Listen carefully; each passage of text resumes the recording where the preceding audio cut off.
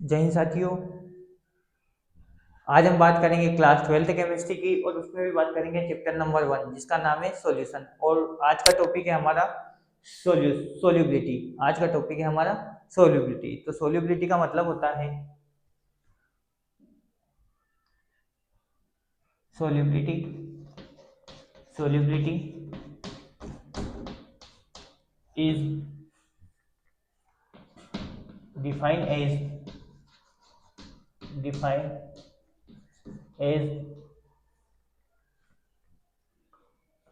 Maximum maximum amount amount of solute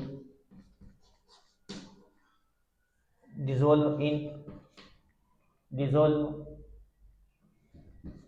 in in specific amount of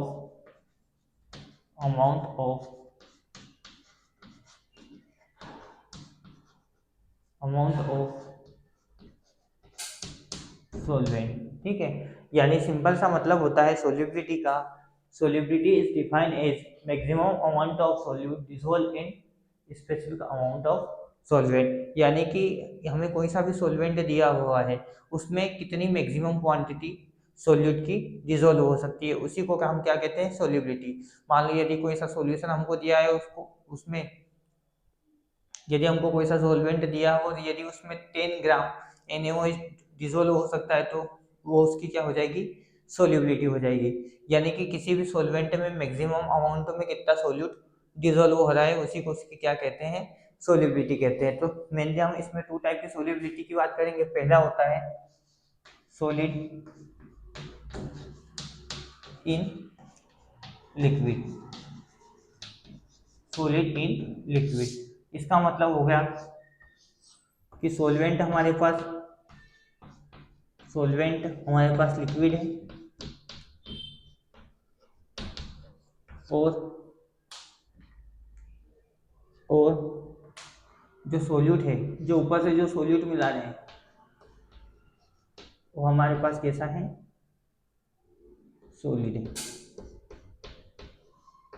ठीक है, solute क्या हो गया, सॉलिड हो गया, और सॉल्वेंट क्या हो गया, लिक्विड हो गया। और जब मैक्सिमम अमाउंट इसमें सॉल्वेंट मिला देंगे उसी सॉल्युबिलिटी को बोलेंगे सॉलिड इन लिक्विड। तो इसके कुछ फैक्टर डिपेंडेंट होते हैं। जैसे पहला होता है नेचर ऑफ सोल्यूट। सेकंड होता है नेचर ऑफ सॉल्वेंट। तीसरा होता है टेम्परेचर। और अगला होता है प्रेशर।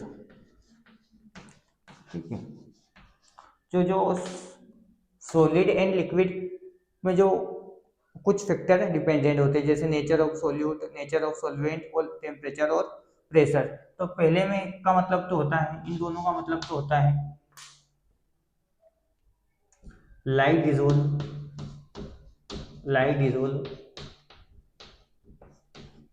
लाइट।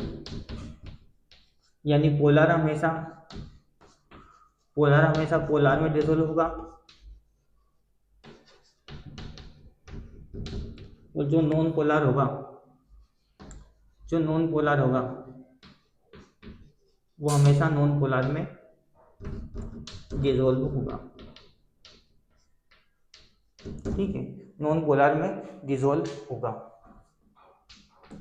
ठीक है, आपको याद रखना है लाइक डिजोल्व लाइक। यानी कि यदि पोलर सोल्यूट होगा तो उसके लिए सॉल्वेंट भी कैसा होना चाहिए, पोलर होना चाहिए। और यदि सोल्यूट नॉन पोलर है तो उसका सॉल्वेंट भी कैसा होना चाहिए, नॉन पोलर होना चाहिए। यानी लाइक डिसोल्व लाइक, यदि सोल्यूट यदि पोलर होगा तो सॉल्वेंट भी नॉन पोलर होना चाहिए, और यदि सोल्यूट नॉन पोलर है तो सॉल्वेंट भी कैसा होना चाहिए, नॉन पोलर होना चाहिए। इसी प्रकार टेम्परेचर में क्या होता है, टेम्परेचर में यदि एंडोथर्मिक रिएक्शन है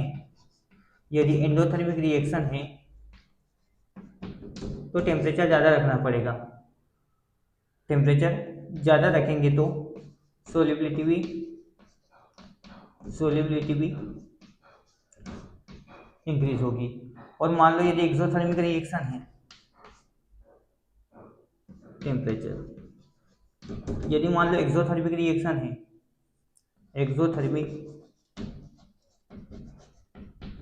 थर्मिक रिएक्शन है, तो टेम्परेचर को कम रखना पड़ेगा। तो सोलिबिलिटी कैसी होगी,